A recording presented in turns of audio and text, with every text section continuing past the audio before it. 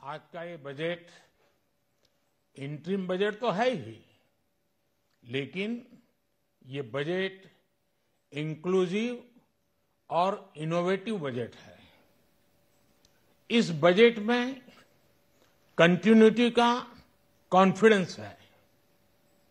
ये बजट विकसित भारत के 4 स्तंभ युवा, गरीब, महिला और किसान सभी को एम्पावर करेगा। निर्मला जी का ये बजट देश के भविष्य के निर्माण का बजट है। इस बजट में 2047 के विकसित भारत की नींव को मजबूत करने की गारंटी है। मैं निर्मला जी और उनकी टीम को बहुत बहुत बधाई देता हूं। साथियों, इस बजट में युवा भारत की युवा आकांक्षाओं का, भारत की यंग एस्पिरेशंस का प्रतिबिंब है। बजट में 2 महत्वपूर्ण निर्णय लिए गए हैं। रिसर्च और इनोवेशन पर 1 लाख करोड़ रुपए का फंड बनाने की घोषणा की गई है।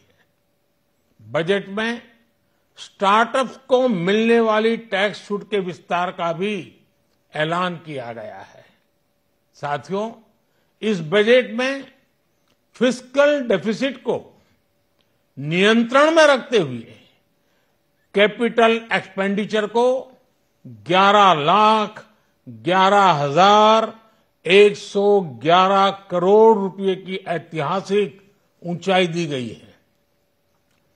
अर्थशास्त्रियों की भाषा में कहें तो एक प्रकार से स्वीट स्पॉट है।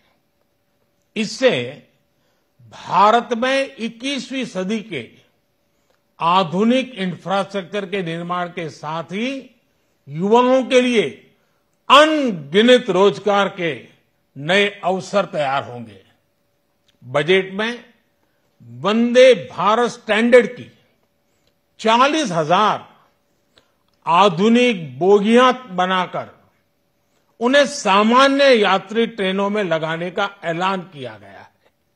इससे देश के अलग अलग रेल रूट पर करोड़ों यात्रियों में आरामदायक यात्रा का अनुभव बढ़ेगा।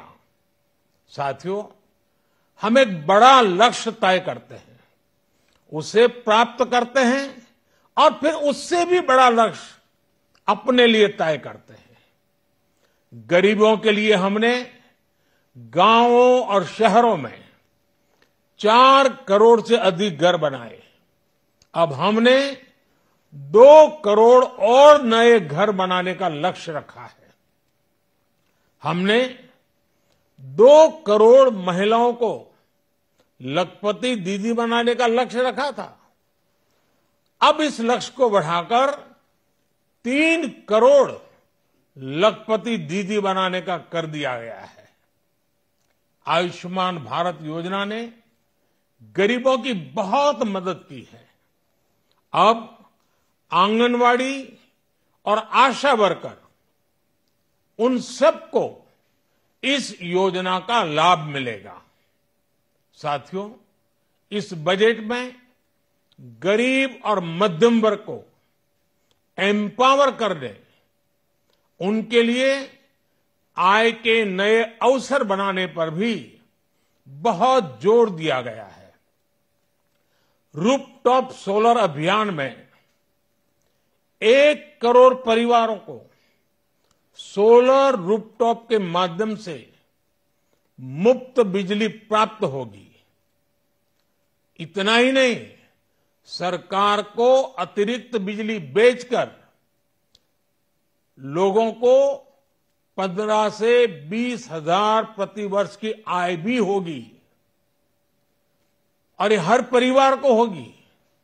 साथियों, आज जिस इनकम टैक्स रेमिशन स्कीम की घोषणा की गई है, उससे मध्यम वर्ग के करीब 1 करोड़ लोगों को बड़ी राहत मिलेगी।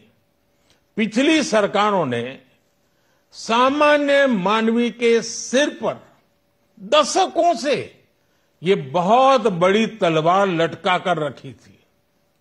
आज इस बजट में किसानों के लिए भी बहुत महत्वपूर्ण और बड़े निर्णय लिए गए हैं।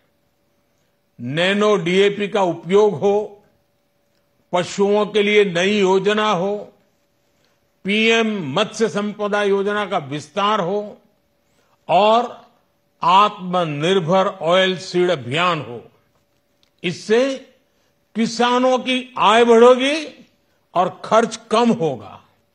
मैं एक बार फिर सभी देशवासियों को इस ऐतिहासिक बजट के लिए शुभकामनाएं देता हूं। बहुत बहुत धन्यवाद।